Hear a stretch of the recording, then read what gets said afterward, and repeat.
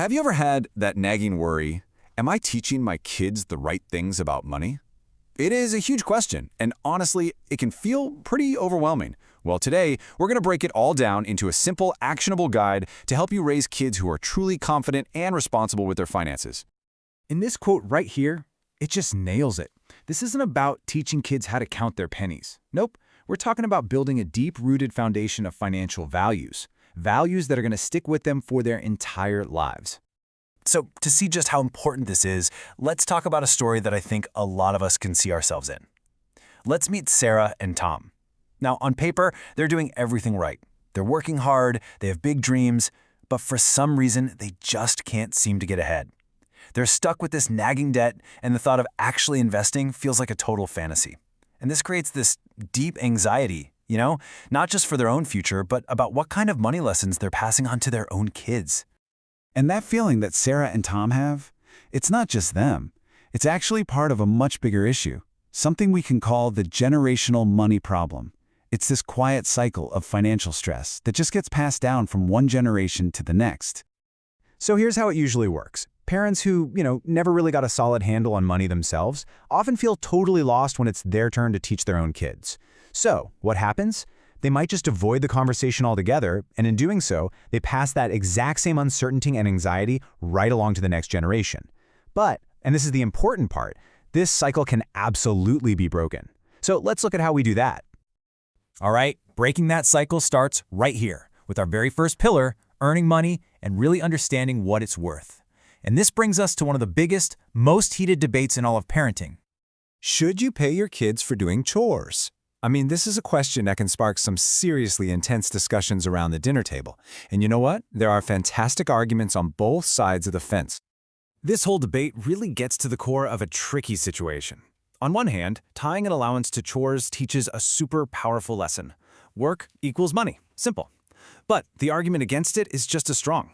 It can kind of send the message that kids should only chip in if there's a paycheck involved, which blurs that line between being a helpful member of the family and just being an employee.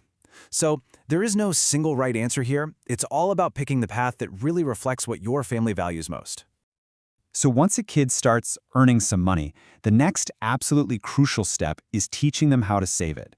And this is where we move beyond just, stuffing cash in a piggy bank and start talking about the real magic of how wealth grows over time. To really get this, let me tell you about two friends, Emily and David. Emily gets a head start. She begins saving just $100 a month right when she turns 18. Her friend David, well, he figures he's got all the time in the world, so he waits a full decade, until he's 28, to start saving the exact same amount. Now the result is absolutely mind-blowing. By the time they both hit 65, Emily is going to have so much more money than David. And get this, she actually saved for 10 fewer years than he did. So how is that even possible? It's not magic, it's pure math. It is all thanks to the incredible power of compounding. This might be one of the most important financial ideas you can ever learn. It's when your money earns interest, and then that new, bigger pile of money earns even more interest. It's like that snowball rolling downhill. That's why Emily's 10-year head start was so incredibly powerful. Compounding is the single greatest force for building wealth. And you know what its most important ingredient is? Time. The journey of saving can start really simply. For little kids, a see-through piggy bank is perfect. It makes saving real. They can see it, they can hear it, they can feel their money growing. Then, as they get older, you can level up. Transition to a real savings account, introducing them to bigger concepts like deposits, withdrawals, and the thrill of watching their money earn interest all on its own. Okay, so earning and saving are huge, but they're only part of the puzzle. Our next pillar is all about managing and spending that money wisely. It's really about giving kids a sense of control by teaching them how to budget. A fantastic way to start is with a simplified version of the 50-30-20 rule. You can literally give them 3 jars or envelopes. 50% of their money goes to needs, 30% goes to wants, and the last 20% is for saving and giving. It's such a simple visual way to teach them that every single dollar has a job to do. Of course, for that rule to really work, they have to understand the difference between needs and wants. And let's be honest, this is a fundamental lesson that a lot of adults are still figuring out. Needs are the absolute essentials for living. Wants? Well, wants are everything else, all the fun stuff that makes life enjoyable but isn't critical. Helping a kid learn to put needs before wants is a skill that will serve them for their entire life.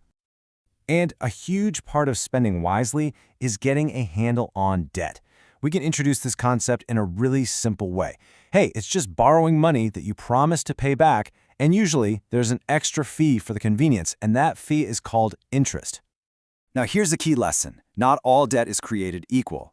We can teach them about good debt, which is really an investment in their future that can help build wealth, like a loan for college or a house. And then there's bad debt, which is usually high-interest borrowing for stuff that loses value, like using a credit card for once. Understanding this difference early on is just incredibly empowering. And that brings us to our final and I think most important piece of this whole puzzle. We've talked about earning, saving, and spending, but all of this comes together to create your financial legacy, the attitudes and the values about money that you ultimately pass down. Because at the end of the day, you are their most important teacher. And that means talking about money openly, not like it's some taboo subject. It means leading by example. Involve them in age-appropriate talks about the family budget. Share your own journey with them, your wins and your mistakes, and show them that giving back is a really essential part of any healthy financial plan. Because really, this is what matters most.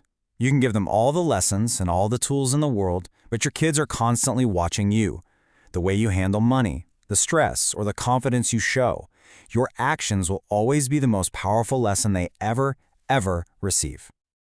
So that leaves us with one final thought.